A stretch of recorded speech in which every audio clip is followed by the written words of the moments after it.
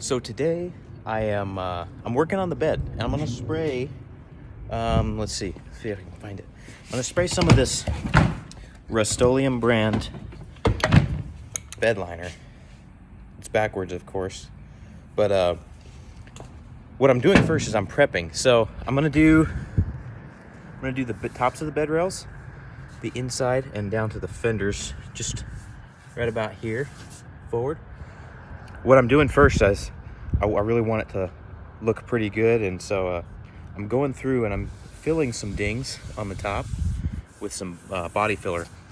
What I used is just some inexpensive stuff. Here, let me flip the can. This is $18 a can at the local auto body store, and I'm just going through and I put some on, block it down, and I'm not going crazy, but I'm just getting a lot of the big dings out. It'll look a lot better when you spray the black.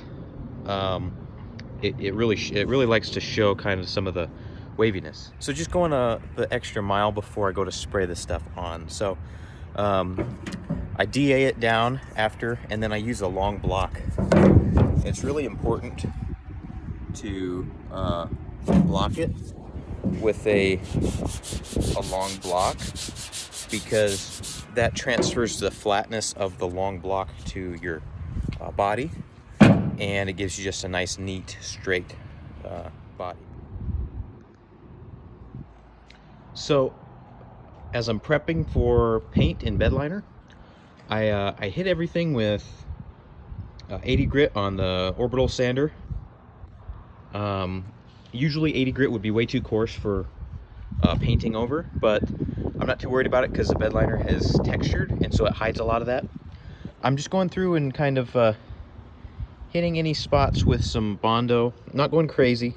There's a few spots on the wheel wells I'm pretty particular. I just like to be sure that, you know, there's nothing too unsightly after it's painted, because it's hard to go back and fix a dent once you got the finish on, so and make it look good, that is. So the plan is to bedline from this split up, and then between these two I'm just gonna roll on some white Rustoleum, and that'll keep the bed cool, because the Bedliner really absorbs the sun, and so it gets really hot. So anything in your bed gets really hot, and I think that's not my primary reason for doing that.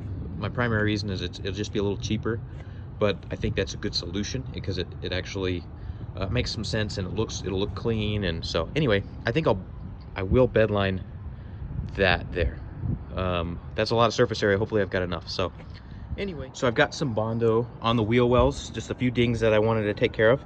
I didn't worry so much about kind of down low, because I've got a special thing I'm going to do. You guys will see that soon. After it's all bedlined, I'm going to show you what I'm going to do there. So dings are not going to be an issue. You just have to wait and see. While that's drying, I'm going to, this is my kind of my Bondo bodywork tape. This is not the final. I'm going to pull it off and start taping for paint. So yeah, well, here's my before video. It's all prepped, just got to tape it off and get to painting. So we'll see it pretty quick here, all painted up. So let me just show you real quick how I taped up. So here I just I went behind the seal, so there'll be a little bit of like blow through behind the seal, but I'm not too worried about it. So all that's going to be white inside. So I put some paper down the sides. You don't want to skimp on papering. Might even go back and hit a little here, I don't know. But all that front's going to be sprayed. So you want to do a very good job papering, because you don't want any overspray. Even if I've already done this tailgate, but I still papered it up, because even if it's the same finish, you get some dry spray, it doesn't look good. It ruins the finish. So you want to be careful with your papering. Take your time, do a good job, and you'll get a good result.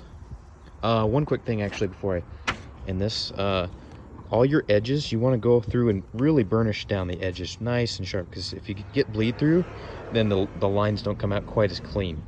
So make sure on all your edges, you really go over with your finger to press it down real nice and smooth so you get a clean. So all that's left now is I'm gonna do one final wipe with some acetone, and then I'm gonna get to work. Real quick, I decided to leave these in. You could take them out. I think they'll be fine. I don't use them that often, so if they get scraped up, if the bed liner gets scraped up, it's not a big deal. I can take them off, clean them up, redo it.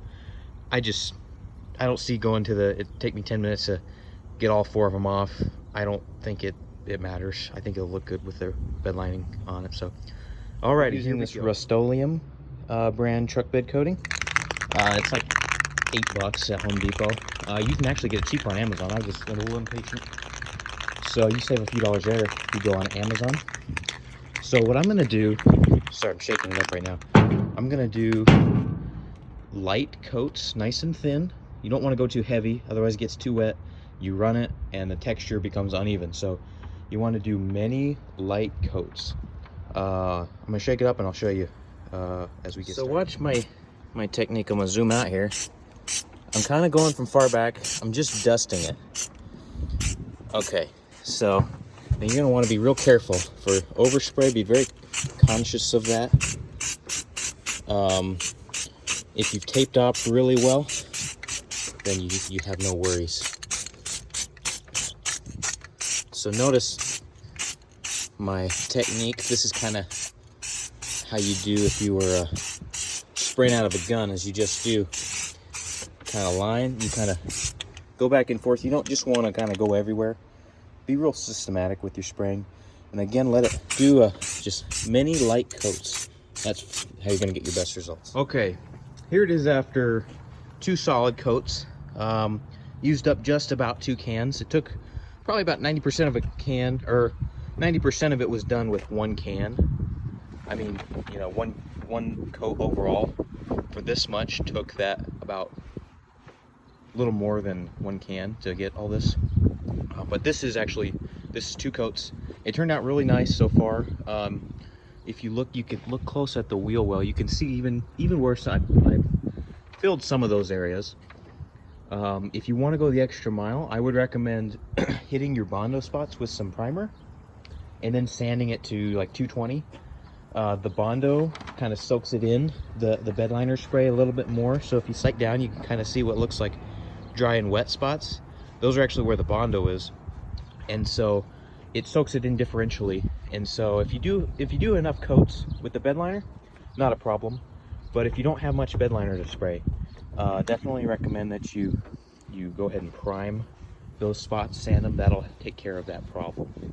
So I got 1 more can to do. I'm just gonna go ahead and try to use this stuff up. I have 1 little accessory I need to paint, so I might decide to use that same stuff, might not, I don't know yet. So anyway, looking really good. Okay, so here's a quick video of the bed liner after 3 coats of this Rustoleum spray can. So the tailgate was done earlier. It wasn't done in this batch. Hard to see. The sun, when it's in the sun, it definitely hides some more of the dents, because the front there is all dented up. It looks pretty darn smooth in the full sun. But overall, even, you know, the insides of the bed look really nice. They're pretty smooth, actually. This bed was really straight to start with. It was not that much work. So I'm not thrilled, honestly, with the top, the way this came out. So much so that I might come up with a different solution. Maybe some like a plastic top, something that protects this a little more, make a little sense. If I can figure out a cheap solution. I'm just not thrilled with that. Maybe I should have probably carried it out here. I think that's really what I should have done. I might have made the mistake of not carrying that. There's kind of a natural line here, but I didn't want it to look goofy, but I'm afraid it kind of does. So that doesn't bug me that much, but I'll probably end up fixing it. So pretty darn pleased.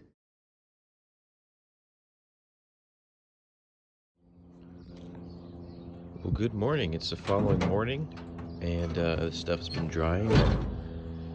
Here's the bed. So I'm really pleased with it. You can see I threw this blanket out because I don't like the look of the white. I never intended to keep it open all the time. The the white underneath. I just wanted to do that for rust protection. I've got a good bud that's gonna give me some like 1/4 inch or 3/8 thick rubber. He just opened a gym, and so it's rubber flooring he's got left over. So I'm thinking about cutting a piece that goes down. So here's my cooler. I didn't really show a good any good footage of that. I'm gonna go ahead and, this is something I made a little while ago. Let me show you. So I did bedline it. So yeah, it's just a little bracket. I like it because it keeps the cooler off the bottom of the bed, and so keeps it from sitting like in water if it rains. So let me throw it back, and then you can see it in position. So I just I made a, if you can see that, sorry, I made this little bracket here for the web, and then I also picked up the, you can't really quite see it, the existing tie down. So anyway, what I like about it is it sticks the cooler up above the top of the bed, and I can easily grab a drink out of it. It's really cool. So yeah, I'm excited about this whole thing. So yeah, that's my final thoughts. There'll be more videos to come. I'm really enjoying this process, making my adventure truck, and I'm glad you're following along with me, and yeah, can't wait to do some more.